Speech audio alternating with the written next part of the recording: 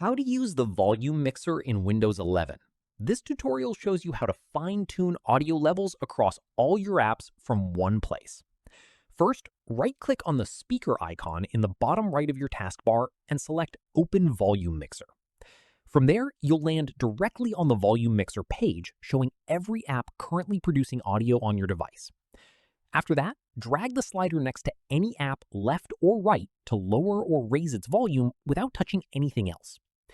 At this point, you'll also see a system sound slider at the top. Adjust this to control how loud Windows notification sounds and alerts play independently from your app's operating device. Following this, if you want a specific app to play through a different audio device, click the Output dropdown next to that app and select whichever device you want it routed through. After that, if you have a microphone set up, you'll also see an Input section where you can adjust your mic volume directly from the same page. Finally, scroll to the bottom and click Reset if you want to wipe all your custom volume levels and device assignments and start fresh with everything back at default. That's how you use the volume mixer in Windows 11. If this helped, give it a like, subscribe for more tutorials, and ring the bell so you catch the next one. See you then.